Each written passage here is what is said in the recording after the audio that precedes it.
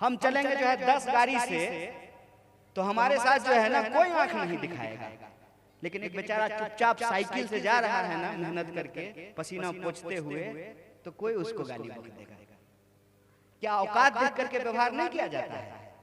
अरे किसी भी भोज जलसे किसी दावत में चले जाइए, आप कपड़ा क्या पहन करके आए हैं, आप गाड़ी कौन से आए हैं, इसके हिसाब से तय होगा कि आपको पहली सफ में कुर्सी मिलेगी कि नहीं मिलेगी।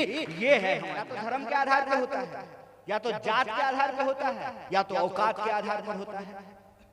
तो बता दीजिए, हर जात में सबकी औकात बराबर है क्या? जब सबकी औकात बराबर नहीं है तो सबका सम्मान भी बराबर नहीं है, सबका अधिकार भी बराबर नहीं है, सबके साथ लोगों का व्यवहार भी बराबर नहीं है। विद्यापति की धरती,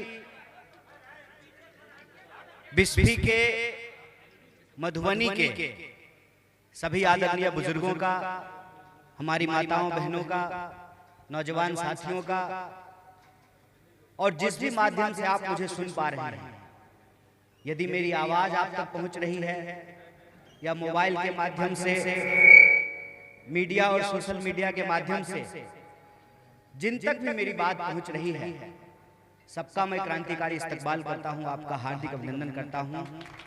अहाँ सबका गोर लागै छी। अभी जब मेरे बारे में कुछ कहा जा रहा था तो मैं उसको सुन रहा था और सोच रहा था। मुझे एक बात से बहुत दिक्कत है, और ये मैं सीधे जनता को कहना चाहता हूं। कार्यकर्ता और नेता ये बात शायद मानते नहीं हैं, लेकिन मैं आपसे सीधे कहता हूं, किसी भी व्यक्ति का जिंदाबाद मत कीजिए, किसी भी व्यक्ति का जिंदाबाद मत कीजिए। जिंदाबाद करना है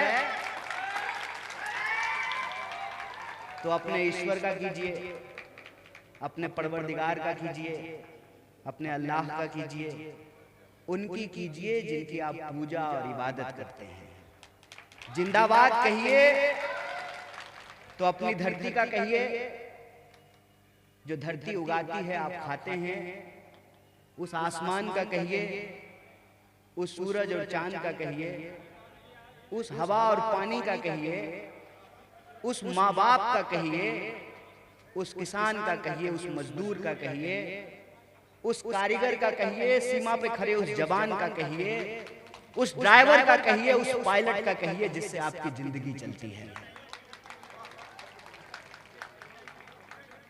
मैं आपसे कुछ बात कहना चाहता हूं। मैं बेगूसराय से चल करके, राष्ट्रकवि दिनकर की धरती से चल करके कविवर विद्यापति की नगरी बिस्फी आया हूं, और ये पहला मौका नहीं है। इससे पहले सीए एनआरसी के दौरान मैं मधुबनी आया था। उससे पहले मैं जब विधानसभा का चुनाव हुआ तब यही बिस्फी आया था, और महागठबंधन के जो प्रत्याशी थे उनका कैंपेन करने के लिए आया था। उसके बाद हमारी जब पलायन रोको नौकरी दो यात्रा चल रही थी, उस दौरान मैं मधुबनी आया था।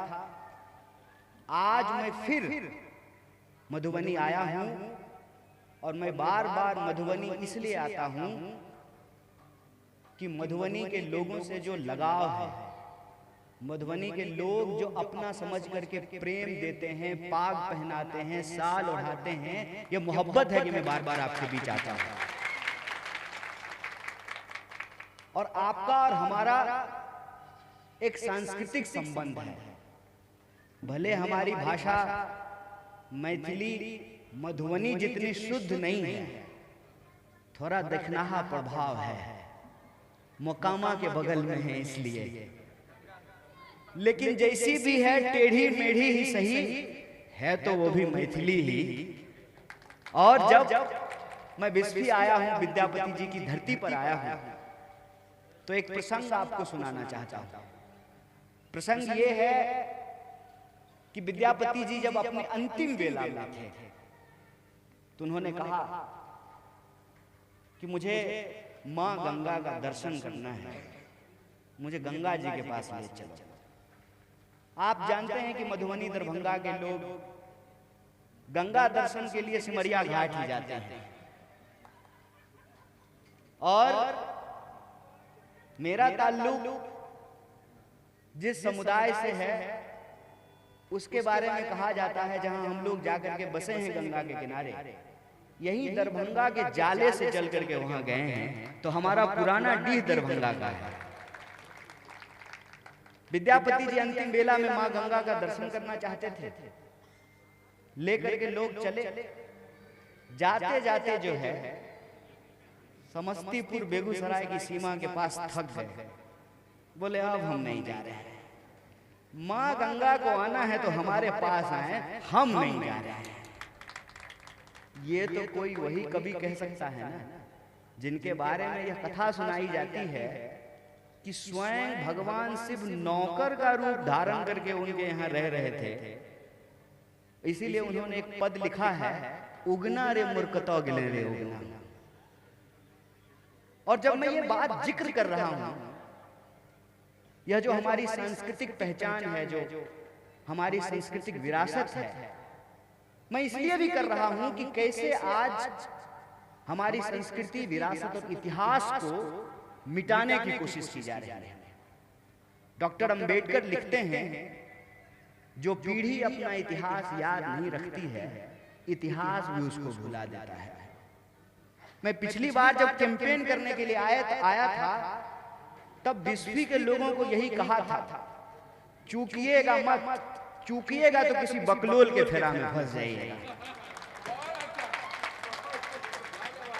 और आज फिर जब मैं आपको कह रहा हूं, तो इस बात को याद रखिएगा, हम आपसे वोट मांगने नहीं आए हैं।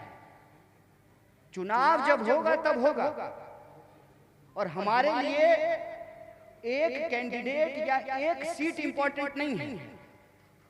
जब चुनाव होगा, हम एक परिवर्तन मोर्चे के तौर पर, इंडिया के तौर पर, महागठबंधन के तौर पर 243 की 243 सीटों पर पूरे जोरदार तरीके से लड़ेंगे।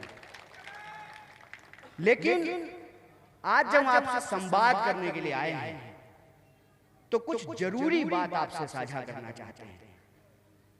बारात आ गई, तब तैयारी करके क्या होगा?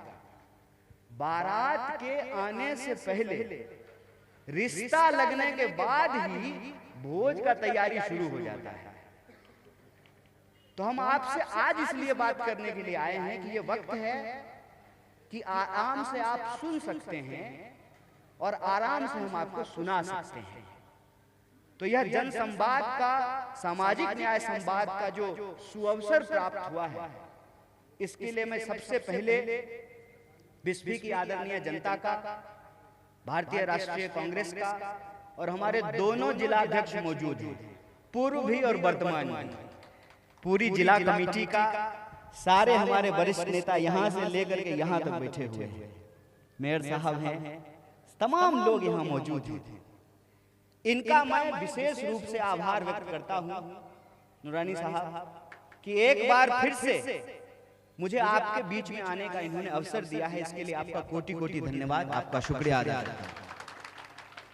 लेकिन इससे ज्यादा जरूरी ये है कि मैं बिस्फी के, मधुबनी के, दरभंगा के कांग्रेस पार्टी के जो आम कार्यकर्ता हैं, देखिए आप ही जमीन है, बिना नींव का घर नहीं बनता है। और बेनीपुरी लिखते हैं कि हर कोई कंगूरे का ईंट होना चाहता है। जब आप मस्जिद की मीनार देखेंगे तो ऊपर जो है ना एक ईंट शोभता है। मंदिर देखेंगे उसके ऊपर में भी सबसे ऊपर जहां झंडा लगा होता है वहां पे ईंट शोभता है। लेकिन वो ईंट वहां पे इसीलिए शोभ रहा है कि कोई ईंट नींव में पड़ी हुई है। तो मंच का तो आभार है, लेकिन मैं सबसे ज्यादा शुक्रगुजार आपका हूं जो सामने बैठे हैं, जो मुझे सुन पा रहे हैं। क्योंकि किसी भी पार्टी की जमीन उसके कार्यकर्ता होते हैं। भारतीय राष्ट्रीय कांग्रेस के एक एक कार्यकर्ता जो आन बान शान हैं, जो हमारे तमाम प्रखंड के अध्यक्ष हैं, जो हमारे सारे cell department, youth Congress, NSUI के जो तमाम कार्यकर्ता और नेता हैं, मैं उनका बहुत बहुत आभार व्यक्त करता हूं कि इस सामाजिक न्याय संवाद में मुझे आपसे बात करने का, मुखातिब होने का मौका मिला है। मैं 2-4 बात आपसे करूंगा। मुझे मालूम है रात हो रही है, गांव ग्रामीण इलाका है, अलग बात है कि यहाँ से मंत्री बनते रहे हैं, लेकिन आज भी बेचारी मधुबनी जो है ग्रामीण इलाका ही बना हुआ है। इसी विषय पे मुझे आपसे बात करना है। 2-4 बात करूं उससे पहले इस मंच से हम अपनी संवेदना व्यक्त करना चाहते हैं। जो दुर्दांत हादसा हुआ अहमदाबाद में, जो यात्री जिनको अपनी जान गंवानी पड़ी, जो चालक दल के सदस्य थे, और वो जहाज जहां जाकर के गिरा, उसमें जिन लोगों की जान चली गई, हम अपनी पार्टी की तरफ से शोक संवेदना व्यक्त करते हैं। हमारे राष्ट्रीय अध्यक्ष श्री मल्लिकार्जुन खड़गे जी वहां गए थे, सिविल अस्पताल में जाकर के घायलों से मिले, उनके प्रति हम संवेदना व्यक्त करते हैं। स्थिति यह है कि जब एक घटना की संवेदना व्यक्त कर रहे हैं, तब तक ही दूसरी घटना की खबर आ जाती है। आज की खबर ये आ रही है कि पुणे में कोई पुल गिर गया है और उसमें जो है कई लोगों की जान चली गई है। संवेदना हम व्यक्त कर रहे हैं, साथ ही साथ मन में ये सवाल भी आ रहा है कि बताइए क्या स्थिति है देश में। तीर्थ करने के लिए जाएं, कुंभ नहाने के लिए जाएं तो वहां सुरक्षित नहीं है। क्रिकेट का जश्न मनाने के लिए जाएं तो वहां सुरक्षित नहीं है। ऐसा नहीं है कि हमारी सरकार है तो हम जिम्मेवारी नहीं लेंगे, उसकी भी जिम्मेवारी लेंगे। कुंभ नहाने जाएं वहां सुरक्षित नहीं, जश्न मनाने जाएं वहां सुरक्षित नहीं, ट्रेन में चढ़ें वहां सुरक्षित नहीं, सड़क से चलें वहां सुरक्षित नहीं, हवा में उड़ें वहां सुरक्षित नहीं, सीमा पे सुरक्षित नहीं, छुट्टी मनाने जाएं वहां सुरक्षित नहीं। तब भी कुछ गधे कहते हैं कि देश सुरक्षित हाथों में है। बताइए, पुल गिर जा रहा है, पुलिया गिर जा रहा है, आग लग जा रहा है, और देश के गृह मंत्री कहते हैं कि घटनाएं तो होती रहती हैं। तो घटनाएं जब होती हैं तो उसकी किसी की जिम्मेवारी होती है ना। आप जब कांग्रेस की सरकार होती है तो जिम्मेवारी तय करते हैं, कर्नाटक के चीफ मिनिस्टर का इस्तीफा मांगते हैं, और किस बेशर्मी से जाकर के कहते हैं कि घटनाएं तो होती रहती हैं।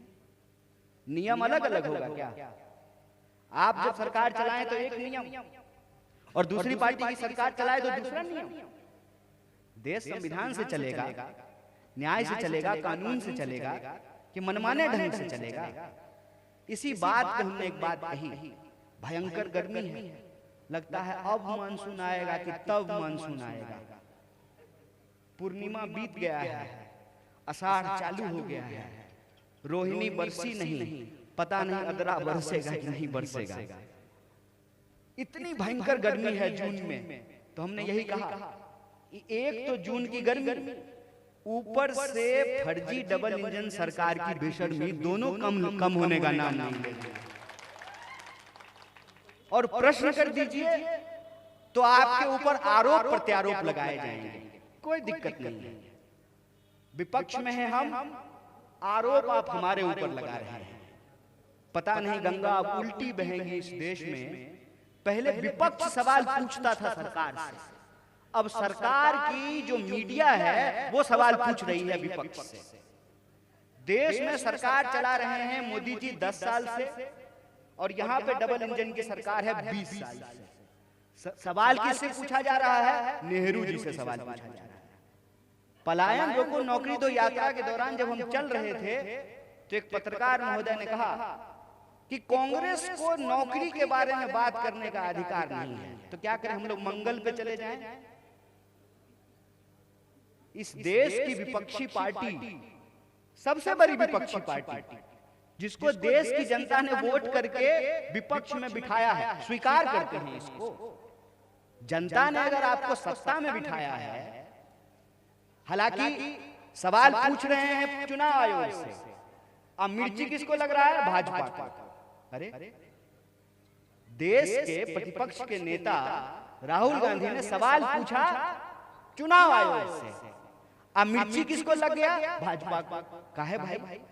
जितना चुनाव आयोग आपका उतना चुनाव आयोग हमारा, जितना न्यायालय आपका उतना न्यायालय हमारा, जितनी सेना आपकी उतनी सेना हमारी, जितनी पुलिस आपकी उतनी पुलिस हमारी। आपको क्यों मिर्ची लग रहा है?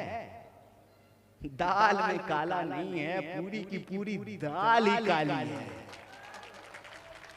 फिर भी स्वीकार करते हैं कि आप प्रधानमंत्री हैं, 140 करोड़ लोगों के प्रधानमंत्री हैं, हमारे भी प्रधानमंत्री हैं आप। 10 साल से प्रधानमंत्री आप हैं। जो जनता आपको प्रधानमंत्री बनाई है, मान लेते हैं कि सब कुछ ईमानदारी सही होता है, चलिए आपकी ही बात, उसी जनता ने हमको भी तो विपक्ष में बिठाया है। हम चुने हुए विपक्ष हैं इस देश के, और सत्ता से सवाल पूछना हमारा काम है। संकट में सवाल नहीं पूछेंगे, संकट में सरकार के साथ खड़े रहेंगे। देश पे कोई संकट होगा तो सरकार के साथ खड़े रहेंगे, लेकिन जब संकट टलेगा तो सवाल तो पूछा जाएगा कि देश की सुरक्षा की जिम्मेवारी रक्षा मंत्री की, देश की सुरक्षा की जिम्मेवारी गृह मंत्री की, तो सवाल किससे पूछा जाएगा? सरकार चलाएं आप, 8,500 करोड़ का हवाई जहाज से उड़े आप, और सवाल पूछा जाएगा नेहरू जी से? सवाल नेहरू जी से तो नहीं पूछा जाएगा ना। और आप कहते हैं कि 70 साल में हमने कुछ नहीं किया। चलिए मान लेते हैं मोदी जी, अगर 70 साल में हम कुछ नहीं किए होते तो झूठ मूठ का डिग्री भी आपके पास नहीं होता। जितना भाजपाई आज कांग्रेस से सवाल पूछता है, उसको पकड़ करके पूछना चाहिए, बोलो बाप कहाँ पढ़ा है? कांग्रेस के स्कूल में पढ़ा है ना। दादा का इलाज कहाँ हुआ है? कांग्रेस के स्कूल में हुआ है ना।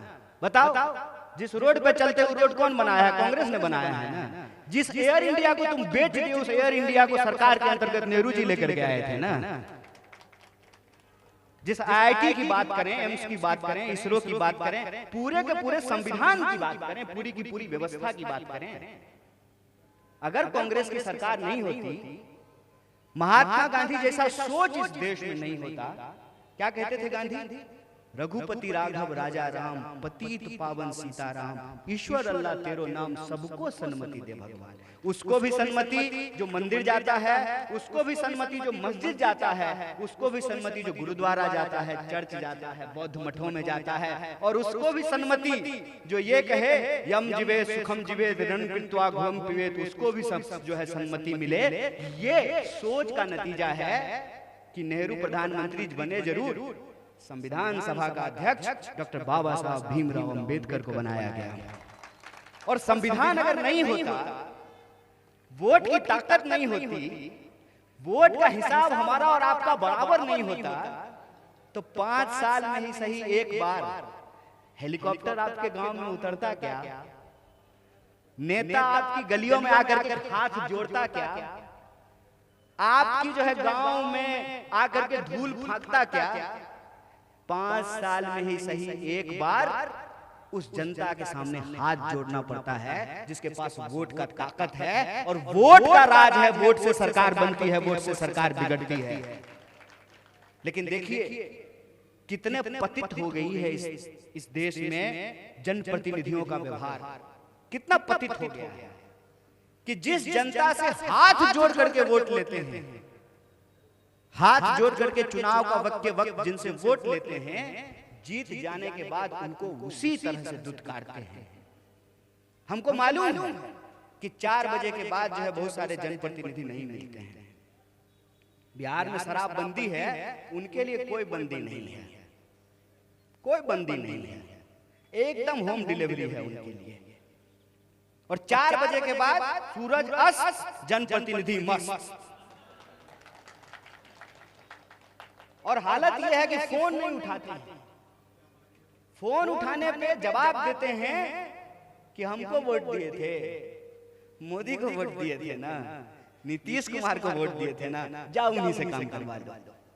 और बेलगाम नौकरशाही की हालत यह है, एक चीज बता दीजिए जो बिना कमीशन का हो रहा हो। अगर बिना कमीशन का हो जाएगा, माइक बंद करेंगे, चुपचाप जो है अपनी गाड़ी में बैठ करके वापस सिमरिया घाट चले जाएंगे। एक चीज बता दीजिए। कहते हैं प्रधानमंत्री बड़ा बड़ा पोस्टर लगा करके कि 5 किलो अनाज मिलता है। जिसको 5 किलो अनाज मिलता है अपना नाम बदल लेंगे। खूब मिलेगा तो 4.5 किलो, तो 4.25 किलो अनाज मिलता है, 5 किलो किसी को अनाज नहीं मिलता है। जब देश में ही लीडर नहीं होगा, डीलर होगा, चंदा लो धंधा दो, वोट जनता का लेना है, नोट जो है दोस्त की तिजोरी में पहुंचाना है, वोट हमारा और राज अदानी का, यही देश में चल रहा है। नतीजा क्या है? जब लीडर देश का प्रधानमंत्री होता है तो जनता के बारे में सोचता है, और जब डीलर देश की सत्ता पे बैठता है, गद्दी पर बैठता है, तो अपने बारे में सोचता है। नतीजा क्या है? कोई जनप्रतिनिधि का कुछ नहीं चल रहा है। जिस जनप्रतिनिधि का सेटिंग है नौकरशाही के दफ्तर में, उसका काम होगा और हर चीज पे कमीशन बना हुआ है। कौन सी आवास योजना जो है बिना कमीशन का चल रहा है? कौन सी योजना चल रही है, मुझे बता दीजिए। ये हकीकत है, और ये हकीकत हमारे सामने में, हमारे आंखों के सामने में ये हो रहा है। अगर यही होता रहा, यही चलता रहा, आप अपने मन से सवाल कीजिए कि वोट का अधिकार बचेगा? चुनाव लड़ने की हिम्मत तो जनता पहले ही छोड़ चुकी है। आज की तारीख में चुनाव वही लड़ेगा जिसके पास होगा बीजेपी। बीजेपी मतलब जिसका बाप हो, जिसका जात हो और जिसके पास पैसा हो, चुनाव तो वही लड़ सकता है। तो चुनाव लड़ने का अधिकार तो ऑलरेडी जा चुका है आपका। चुनने का अधिकार भी आपके पास बचेगा कि नहीं बचेगा, इसका फैसला आपको करना है। और आप चाहते हैं कि चुनने का अधिकार आपके हाथ में रहे, तो यह जरूरी है कि आप सामाजिक न्याय को समझें। सामाजिक न्याय का सवाल किसी एक जाति का सवाल नहीं है। इस देश में लोगों के साथ अत्याचार, शोषण किस आधार पर होता है? या तो धर्म के आधार पर होता है, या तो जात के आधार पर होता है, या तो औकात के आधार पर होता है। तो बता दीजिए, हर जात में सबकी औकात बराबर है क्या?